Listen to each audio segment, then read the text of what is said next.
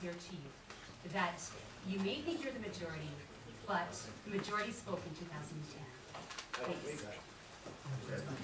One personal privilege, Mr. Mayor. I've talked to 100 people. Six people here are present. I've been in this valley for 50 years. I've been a ratepayer. Now you tell me that I don't know these people that I'm talking to. You have your own sphere, I understand. No, I don't. But point of order, we do not need. We're not going to get into a shouting match here tonight. There's a debate. There's differences of opinions on due direction, or whether we have that, or whether we don't have that. We're just asking what that direction is. Councillor Underwood. Point of personal privilege, there was terms was corruptions brought up twice, and I'm going to make a statement about this whole thing because it's getting rather silly, in my opinion.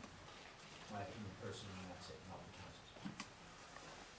Codes of conduct, the code of conduct that we have was built upon, to expand upon the Municipal Act with regards to conflict of interest, corruption, bribery, pandering of influence, nepotism, and illegal acts. The Code of Conduct expanded upon the Municipal Act so that we could look at that and get a better view so that people know exactly where the line is. People have different codes of conduct. We all took our oath when we came here to follow our Code of Conduct with regards to that. If you have any evidence, or if anybody here in this place has evidence, or they believe there are grounds for bribery, corruption, for nepotism, for any sort of criminal act that is being done or being brought forth by this council, I want you to take it to the police. I want you to take it to anywhere you can and raise hell. But do not say that I am a corrupt politician or imply that this council is corrupt unless you have some grounds. And I understand the works of fiction that have been in the newspaper lately, and I'm very interested with that, but it's time to check the facts, it's time to get sensible, and now I'm bloody angry. Mistakes have been done that not everybody knew about. So that's not corrupt. Okay. I apologize. Just if I could, just to comment on Councillor Underwood's diatribe, and you know, I find it curious that people would think that a council that was corrupt would put in a tool called a code of conduct to keep that in check. I would think a council that was corrupt wouldn't want a code of conduct. And what I find more curious is the code of conduct is very easy to understand. It's online. Why people that are making allegations haven't used the code of conduct, for which it is intended to be a tool to hold this council in check. So the tool is there. Allegations aren't worth the words that are spoken. Do the deed. Put a complaint in. Use the proper process. We'll examine it. That's why we put in the code of conduct. We have nothing to hide. Well,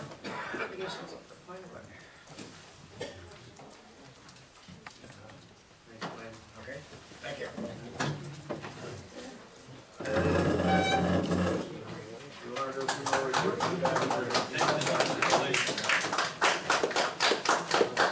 Mr. Taggart? 6-7. Okay. Mayor, do you want it? We'll do this delegation and then we'll take a break. I was just going to say that this delegation really piggybacks on the Director of Community Services report. Want to take a break if Mr. Taggart doesn't mind, and for 5 minutes, and then maybe... No, we're going to finish the delegation. Okay, can we discuss that report then at that time? Yeah. Okay. Mr. Taggart, would you like to come forth? We're gonna get through our delegations before we take a break. We're on time. Good evening, Council. I Here to speak to you on behalf of the Grand Bend Cruising Club. Just want to draw your attention to the ever-increasing issue of safety in the local harbor and river.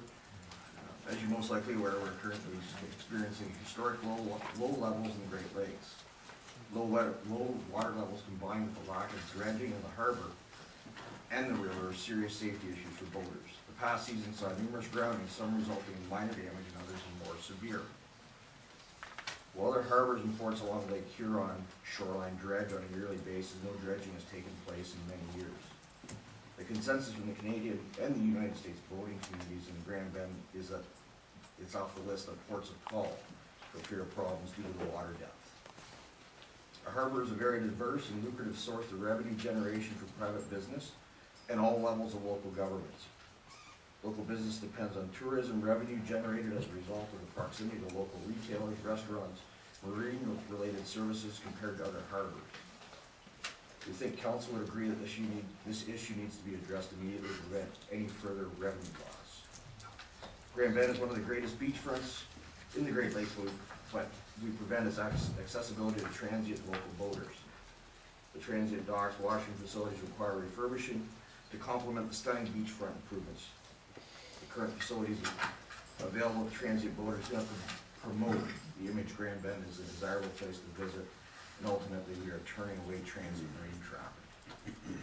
In the interest of preventing any more boating communities and tourism leaving or bypassing Grand Bend, organizations interested in there's a plan in place to address these issues in the short term.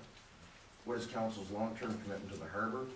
Council needs to ensure that a portion of the revenues generated from the harbor are reinvested back into the port and put in place a sustainment plan and budget for any necessary and future actions or requirements. We had an excellent harbor which is currently in need of drastic attention to once again return it to its safe port of call for many boaters on the Great Lakes. Respectively, the board of directors from Grand Bend Club.